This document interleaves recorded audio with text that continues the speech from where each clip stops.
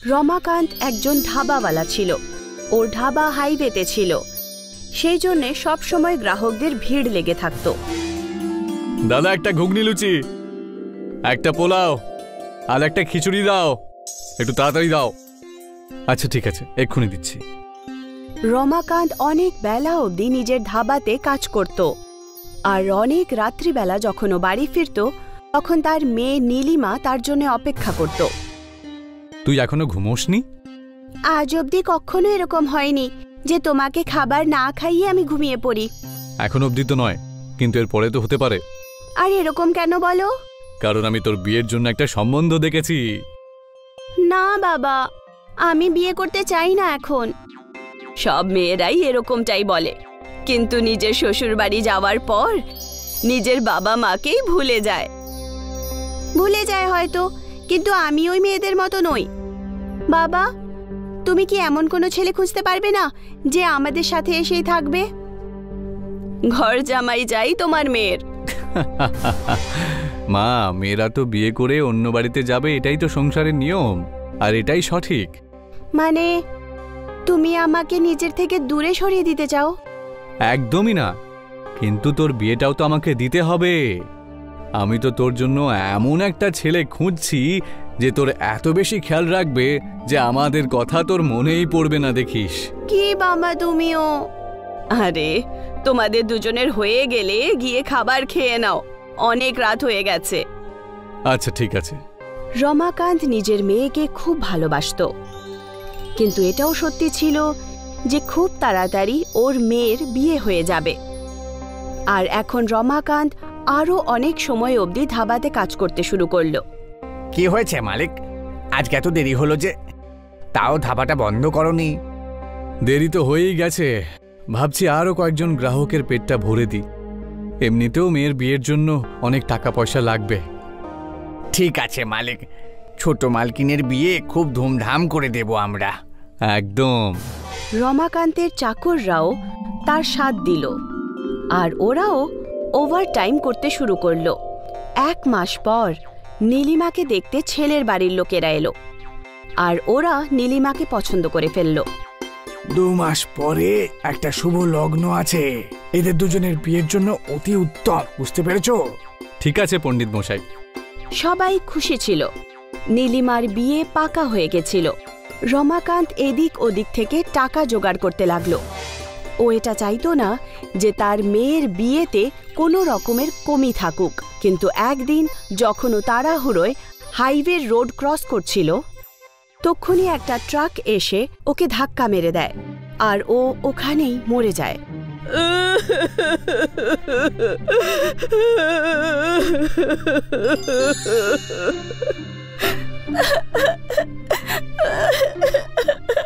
বাবা, যেই বাড়িতে বিয়ে হওয়ার কথা ছিল ওই বাড়িতেই বাবার মৃত্যু হয়ে গেল। সরিতা আর নীলিমার জীবন একদম শেষ হয়ে গেল।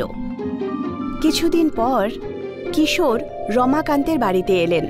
বৌদি, রমাকান্ত দাদা আমার কাছ থেকে 2 লক্ষ টাকা ধার নিয়েছিল, বলেছিল যে মেয়ের বিয়ের পরে আমি টাকাটা শোধ দিয়ে দেব, কিন্তু এখন তো সে আর বেঁচে নেই, তাহলে আমার টাকা কে শোধ দেবে? উনি আমাকে এই ব্যাপারে কিছুই বলেননি দাদা। সেই সব আমি জানি না, এখন এটা বলো যে আমার টাকা কে শোধ দেবে? আমি ফেরত দেব। আমার বাবার সমস্ত ঋণ আমিই চোকাবো।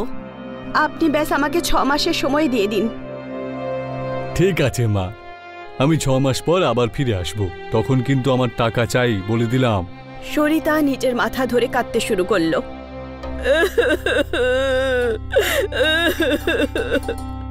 মা, তুমি চিন্তা করো না, কিন্তু এই ঋণ কি করে শেষ করব? কাজ করে আমি বাবার ধাবা চালাবো। তো সোনা, তুই কি করে এসব করবি? করে ফেলবো মা, বাবা আছে তো আমার সঙ্গে। আর পরের দিনই নীলিমা ধাবায় পৌঁছে গেল। কাকু, আজ থেকে আমি ধাবা সামলাবো। ঠিক আছে মা, তোমার বাবা আমাদের জন্য অনেক কিছু করেছেন, আমরা সবাই তোমার পাশে থাকবো মা। আপনার কাছে এটাই আশা ছিল। ধাবায় গাড়ি দাঁড়াতে লাগলো, আর লোকেরা খাবার খেতে আসতে লাগলো। নীলিমা সবার অর্ডার আর পয়সা নিত। সকাল থেকে রাত অবধি ও ধাবাতেই কাজ করত। ধাবা বন্ধ করার সময় নীলিমা হিসেব করল, আজ তো শুধু 3000ই হয়েছে, যা দিয়ে শুধু 1500 টাকা রোজগার হয়েছে। এরকম চললে তাহলে আমি কিশোর কাকুর টাকা কি করে দেব? হে ভগবান, আমার সাহায্য করো। পরের অনেক দিন পর্যন্ত নীলিমা সকাল থেকে রাত অবধি কাজ করতে লাগলো, আর যা রোজগার সে করত তা কমই ছিল। ও একদম সন্তুষ্ট হলো না। অনেক দিন কেটে গেল। এক রাত সমস্ত চাকররা চলে যায় আর নীলিমা ধাবা বন্ধ করছিল। তক্ষুনি ওখানে একজন বয়স্ক সাধু এলেন।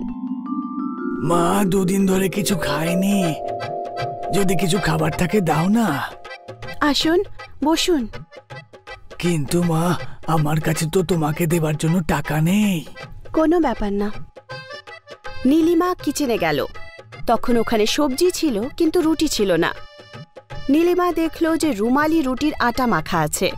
ও সঙ্গে সঙ্গে উনুন জ্বালালো আর 2টো রুটি উনুনের বানিয়ে দিল আর সবজির সাথে ওই সাধুকে দিয়ে দিল। ওই সাধু খুব ক্ষিধার্ত ছিলেন। খাবার দেখতেই উনি খেতে শুরু করলেন। যখন ওনার খাবার শেষ হলো তখন উনি হাত ধুলেন। ধন্যবাদ মা, তুমি একজন ক্ষুধার্তর পেট ভরিয়েছ। ঈশ্বর তোমার সবসময় মঙ্গল করবে। আমি ঈশ্বরের কাছে তোমার জন্য প্রার্থনা করব। আমার জন্যে নয়, আমার বাবার জন্য প্রার্থনা করুন। উনি এখন এই দুনিয়াতে নেই। সঙ্গে সঙ্গেই ওই সাধু নীলিমার অতীতের ব্যাপারে জানতে পারলেন। তুমি খুব সাহসী মা, আর তোমার এই সংগ্রামে আমি তোমাকে সাহায্য করব। যে কলসিতে তুমি রুটিটা বানিয়েছ না, সেই কলসিটা আজ থেকে জাদু কলসি হয়ে যাবে। যে ওই কলসিতে বানানো রুটি খাবে সে নিজেকে আর 2টো না খেয়ে আটকাতে পারবে না। আর তুই দেখিস তারপর থেকে তোর কিরকম উন্নতি হয়। নীলিমা ওই সাধুর আশীর্বাদ নিল আর সাধু বাবা ওখান থেকে চলে গেলেন। আর নীলিমা ধাবা বন্ধ করে নিজের বাড়ি চলে এলো। পরের দিন সকালে নীলিমা ধাবা খুলল আর রোজকার মতো গ্রাহকও আসতে লাগলো। একজন গ্রাহক রুমালি রুটি অর্ডার করলো। আর একটা কলসি রুটি। ও দ্বিতীয়টাও খেয়ে ফেলল। আর একটা দাও। আরে ভাই, তুই এটা নিয়ে 3 নম্বর খাচ্ছিস। আরে কি আর করি বলতো, এত ভালো কলসি রুটি আমি জীবনেও খাইনি। তুই একটা খেয়ে দেখ না। আর তারপর কি ছিল, যেই ওখানে রুমালি রুটি খেত সবাই বারবার অর্ডার করতে লাগলো। উনুনে সারা দিন শুধু রুটিই বানানো হচ্ছিল। রাত্রিবেলা যখন নীলিমা পয়সা গুনল তখনও আশ্চর্য হয়ে গেল। একই দিনে ওর রোজগার 10 গুণ বেড়ে গেছিল। আজকের রোজগার 15,000। ও খুশি খুশি বাড়ি পৌঁছলো আর নিজের মাকে সবকিছু বলল। সোনা, কিন্তু এরকম কি করে হলো? মা, এই সব কিছু হয়েছে সাধু বাবার আশীর্বাদে। ওনার কারণেই ওই উনুন জাদুই উনুন হয়ে গেছে। এখন তাড়াতাড়ি বাবার ঋণ চুকিয়ে দেব। ভগবানের অনেক অনেক ধন্যবাদ। এখন নীলিমা খুশি ছিল। ও আনন্দের সঙ্গে ধাবাতে কাজ করত। 1 মাস পর কিশোরজি নীলিমার ধাবাতে এলেন।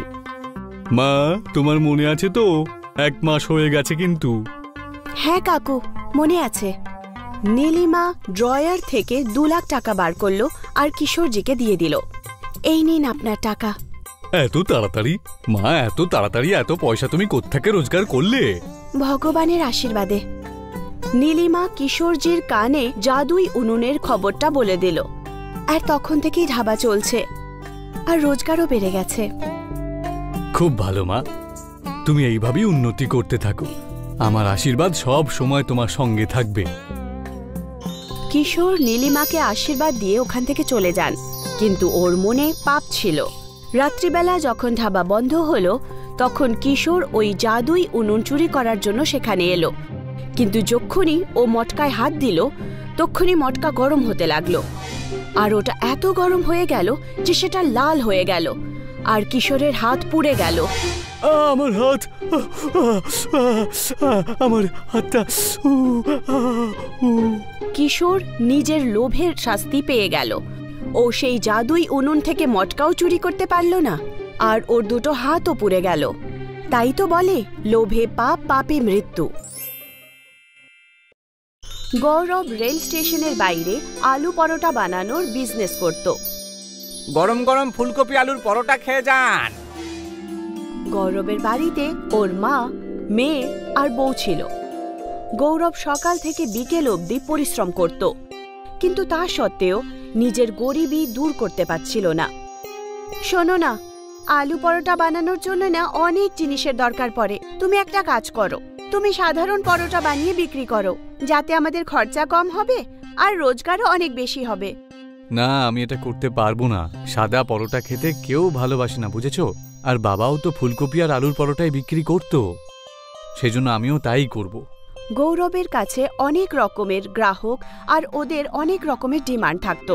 শোনো ভাই, আমার পরোটাতে একটু ফুলকপি আর আলু বেশি করে ভরে দিও। আর আমার একটু পরোটার সাথে তরকারিও লাগবে। আমাকে পরোটার সাথে একটু আচার দিও।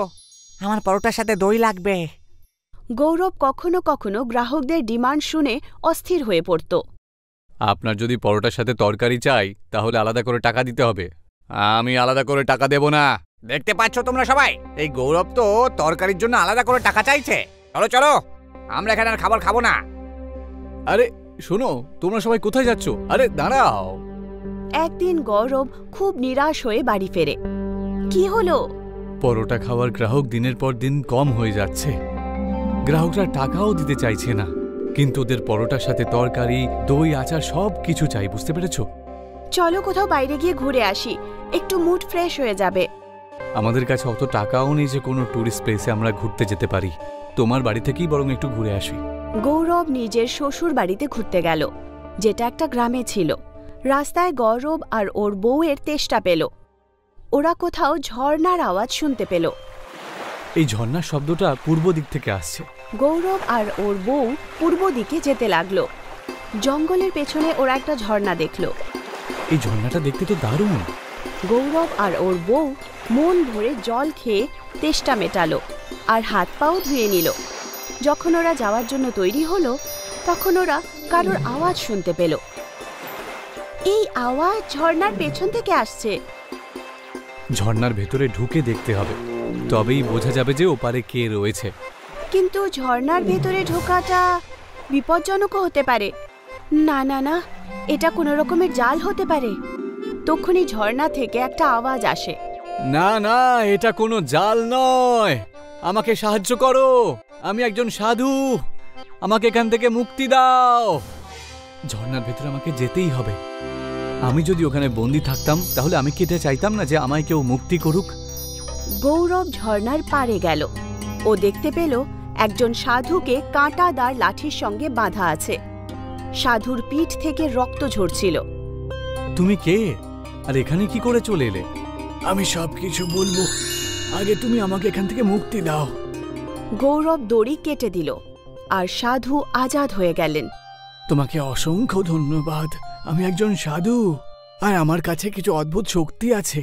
আমি মানুষের ইচ্ছা পূরণ করতে পারি। যে কয়েকজন আমার সুযোগ নিয়ে বাজে কাজ করার জন্য চেষ্টা করেছিল, যখন আমি ওদের কথা না শুনি, তখন ওরা আমাকে এই ঝর্ণার পেছনে বন্দি করে দেয়। তোমার কাছে যখন অদ্ভুত শক্তি রয়েছে, তখন তুমি নিজেকে কেন রক্ষা করতে পারোনি? আমি আমার শক্তির প্রয়োগ নিজের জন্য করতে পারি না। আচ্ছা সাধু বাবা, আমি এখন আসছি। আমাকে শ্বশুর বাড়ি যেতে হবে, আর দেরিও হয়ে যাচ্ছে। আরে তুমি খালি হাতে কেন যাচ্ছ? তুমি আমাকে সাহায্য করেছো, তুমি বলো আমি তোমায় কি সাহায্য করতে পারি। তোমার যদি কোনো ইচ্ছা থাকে তাহলে বলো আমায়। না সাধু বাবা, আমি আসলে খেটে খুঁটে আমার জীবনে কিছু একটা করতে চাইছি। সাধু গৌরবের কাজে অনেক খুশি হলো, আর উনি মনে মনে গৌরবকে আশীর্বাদ দিলেন। গৌরব নিজের শ্বশুর বাড়ি থেকে ফিরে আসার পর আবার আলু পরোটার বিজনেস শুরু করে দিল। আসুন, গরম গরম ফুলকপি আলুর পরোটা খেয়ে যান। আসুন আসুন। গ্রাহক আবার অনেক রকমের ডিমান্ড করতে লাগলো। আরে ভাই, পরোটার সাথে আমার তরকারিও লাগবে। তরকারি তো আর নেই। তক্ষুনি হঠাৎ করে ওই পরোটার থালায় একটা সবজির বাটি রয়ে গেল। আমার পরোটার সাথে দই লাগবে। আমার কাছে দই নেই। আর তক্ষুনি ওই পরোটার থালায় এক বাটি দই চলে এলো। আমার পরোটার সাথে আচার লাগবে। আমার কাছে আচার নেই। এটা বলা মাত্রই ওই প্লেটে আচারের বাটি চলে এলো। সমস্ত লোকেদের মাথা ঘুরে গেল। এসব হচ্ছেটা কি? আমি তো এদেরকে তরকারি, দই আর আচার দিইনি। তাহলে এদের প্লেটে এসব চলে এলো কোত্থেকে? তক্ষুনি ওখানে ওই সাধু বাবা এলেন, যাকে গৌরব ঝর্ণার পেছনে গিয়ে আজাদ করেছিল। বাচ্চা, আমাকে দুটো পরোটা দাও তো, তরকারি, আচার আর দই দিয়ে দিও। এইটুকু বলে সাধু অদৃশ্য হয়ে গেলেন। গৌরব বুঝতে পারল যে এই সব চমৎকার ওই সাধু বাবার কারণেই হয়েছে। গৌরবের পরোটা খাওয়ার জন্য ওখানে ভিড় জমা হয়ে যায়। সবাই পরোটা খাওয়ার জন্য ওখানে চলে আসে। পরোটার সঙ্গে ওরা দই, সবজি, আচার সবকিছু ওরা পেয়ে যেত, আর ওরা মজা করে খেত। ওরা খুব খুশি হলো। গৌরব খুব ভালোভাবে পরোটার বিজনেস করে টাকা ইনকাম করলো। কয়েকদিনের মধ্যেই গৌরব ধনী লোক হয়ে গেল। গৌরব সবাইকে সবকিছু সত্যি বলে ফেলল যে এই চমৎকার একজন সাধুর কারণে হয়েছে, যে নাকি গৌরব ঝর্ণার পেছনে গিয়ে মুক্ত করেছিল। ওই সাধু ঝর্ণার কাছেই ধ্যানে বসে তপস্যা করতে লাগলেন। গৌরবের পাশেই দীপক নামের একজন লোক ঠেলা লাগাতো। দীপকও পরোটাই বিক্রি করত। দীপক ভাবল যে যদি ও গৌরবের মতো বরদান পেয়ে যায় তাহলে ও তাড়াতাড়ি ধনী হয়ে উঠবে। দীপক গৌরবের কাছে গেল, আর ও কথায় কথায় ওই জায়গাটার কথা জানতে পারল যেখানে ঝর্ণা ছিল। দীপক বন্দুক নিয়ে সাধুর কাছে পৌঁছল। তুমি কে, আর এখানে কেন এসেছো? শোন বুড়ো, আমার নাম হলো দীপক। আমি গৌরবের পাশেই আমার ঠেলাটা লাগাই। তুই গৌরবকে বরদান দিয়ে খুব খারাপ করেছিস। তুমি ভুল ভাবছো। গৌরব একজন ভালো মানুষ আর পরিশ্রমী মানুষ। ও আমার কাছ থেকে কোনো বরদান চায়নি। আমি শুধু ওকে এই বরই দিয়েছি যে ও যেন সারা জীবন সুখে থাকতে পারে। আমার সামনে বেশি ফটর ফটর করিস না তো বুড়ো। চুপচাপ আমাকেও লাখপতি হওয়ার জন্য আশীর্বাদ দে, না হলে বন্দুকের গুলি দিয়ে তোর খুলি উড়িয়ে দেব। এইভাবে আশীর্বাদ প্রাপ্ত করা যায় না।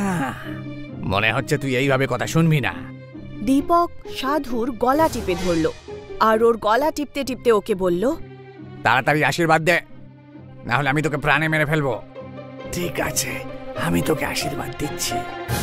দীপক ফিরে আসার পর অনেক খুশি হয়ে নিজের ঠেলা লাগালো। দীপক যখন গ্রাহকদের প্লেটে পরোটা দিত তখন প্লেটে পরোটার জায়গায় সাপ চলে আসে। যতবার দীপক প্লেটে পরোটা রাখে প্রত্যেকবার পরিণাম সেটাই হচ্ছিল। লোকেরা দীপকের পরোটা একদম খাওয়া ছেড়ে দিল। এখন সমস্ত গ্রাহক গৌরবের ঠেলাতে গিয়ে খেত, আর গৌরব দেখল যে গ্রাহকদের সংখ্যা অনেক বেড়ে গেছে। তখন গৌরব দুটো চাকর রেখে একটা রেস্টুরেন্ট খুলে ফেলল, আর এইভাবে নিজের পরিশ্রম দিয়ে সততার সঙ্গে নিজের জীবন ভালো করে তুলল। মোহনলাল গ্রামের ধনী কৃষক ছিল। তার বউ গায়ত্রীর অসুখে সব জমি বেচে দিতে হয়েছিল। সেই জন্য উনি ওনার ঘরের সামনে পরোটার দোকান খুলেছিলেন, এবং খুব তাড়াতাড়ি ওনার ব্যবহার আর সুস্বাদু পরোটা গ্রামের লোকেদের খুব ভালো লেগে গেল। সুমিত্রা আর রাজু স্কুলের সামনে একটা পিৎজার দোকান হয়েছিল, যার প্রচার রেডিও, খবরের কাগজ, হ্যান্ডবিল আর পোস্টার লাগিয়ে তোড়জোড় করে করা হয়েছিল। ভাই, আমি কাল পিৎজা খেলাম, কি ভালো পিৎজা ছিল। আমি আর আমার বাবা কার পার্কিং এ পিৎজা অর্ডার করার পরে 1 ঘন্টা অপেক্ষা করেছি, তারপর আমরা পিৎজা পেয়েছি। আচ্ছা, এত ভালো খেতে পিৎজা? তা নাই তো কি, তোমাদের তো গার্ডরা ঢুকতেও দেবে না। ঢুকতে দেবে না কেন? আরে ওটা তোমাদের বাবার মতো তো ফুটপাতের পরোটার দোকান না যে যে কেউ চলে যাবে।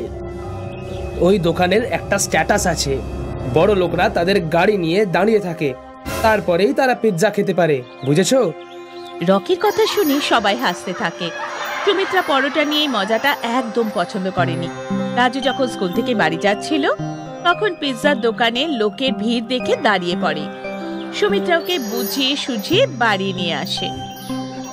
বাবা, বাবা, আমরাও পিৎজা খেতে চাই। ঠিক আছে বাবা, খাইয়ে দেবো একদিন। এখন আমি গরম গরম আলুর পরোটা বানিয়েছি, ওটা খাও। আমি খাবো না, আমি খাবো না, আমি পিৎজাই খাবো। দেখ রাজু, পিৎজার অনেক দাম, অত টাকা আমাদের কাছে নেই যে তোমাকে পিৎজা কিনে দেব। কিন্তু কথা দিচ্ছি যে একদিন তোমায় নিশ্চয়ই পিৎজা খাওয়াবো। না বাবা, আমার কালকেই পিৎজা চাই। যদি পিৎজা না পাই তাহলে আমি কিচ্ছু খাবো না। রাজু, জেদ করিস না, বাবা তো বলছে একদিন আমাদের পিৎজা খাওয়াতে নিয়ে যাবে। না দিদি, আমি কালকেই পিৎজা খাবো। রকি দাদা স্কুলে বলেছিল পিৎজা দারুণ খেতে হয়। আরে রাজু, ও একজন ডাক্তারের ছেলে, ওদের কাছে অনেক টাকা। চল এখন খাবার খা। পরোটা খেয়ে বাচ্চারা ঘুমিয়ে পড়ে, কিন্তু মোহনলালের চোখে ঘুম ছিল না। উনি নিজের গরিব হয়ে যাওয়াটাকে অসহায়ভাবে দেখছিলেন, যে নিজের বাচ্চাদের একটু খাওয়ার চাহিদা মেটাতে পারছেন না। ওনার চোখে জল চলে এলো। ভাবতে ভাবতে জানি না কখন উনি ঘুমিয়ে পড়েছে। পরের দিন সকালে বাচ্চারা স্কুলে যায়।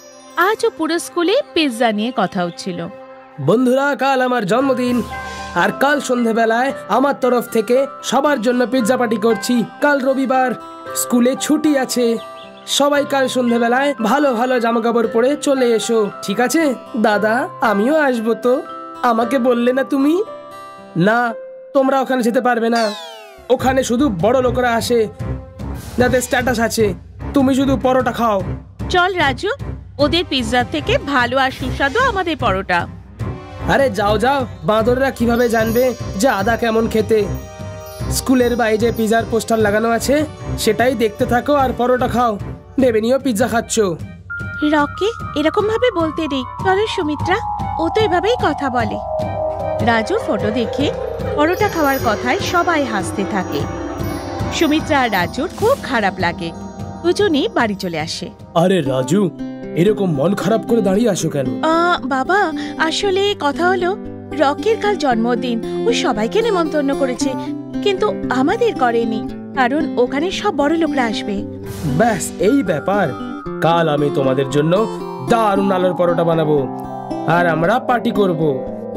আমি পরোটা খেতে চাই না, আমি শুধু পিৎজা খেতে চাই। আমার পিৎজা চাই। বাবু, আমি বললাম তো যে এখন আমার কাছে তোমাদের মাইনে দেবারও টাকা নেই। পিৎজা কোথা থেকে খাওয়াবো? এটা বলে মোহনলাল চোখে জল নিয়ে বাড়ির বাইরে পরোটার দোকানে চলে এলো। রাজু, তোমার এরকম বলা উচিত হয়নি। পিৎজা যে ছেড়ে দাও ভাই, যখন টাকা আসবে আমরা নিশ্চয় পিৎজা খাবো। এখনো অবধি আমাদের কাছে কি টাকা আছে? সবাই নতুন নতুন জামা কাপড় পরে, আর আমরা 2 বছর ধরে একই জামা পরি। আমরা কি কোনোদিন পিৎজা খেতে পারবো না দিদি? এরকম কথা নয় ভাই, আমরা একদিন নিশ্চয় পিৎজা খাবো। সেদিন রাতে রাজু খাবার খায়নি, পরে কেউ খাবার খায়নি। সকালে মোহনলাল উঠলো আর বাজারে চলে গেল। ফিরে এসে দেখলো রাজু তখনও ঘুমিয়ে আছে। সুমিত্রা থেকে জানতে পারলো যে রাজু এখনো রেগে আছে, আজও খাবার খায়নি। ওঠো বাবু, আজ আমি তোমাদের পরোটা পিৎজা খাওয়াবো। চলো ওঠো। বাবা, আমি বলেছি তো যতক্ষণ না পিৎজা পাবো আমি কিচ্ছু খাবো না। মোহনলাল পরোটার মধ্যে চিজ, ফ্রুটস আর স্যালাড দিয়ে পিৎজা বানায়, কিন্তু হাজার বোঝানোর পরেও রাজু খেতে চায় না।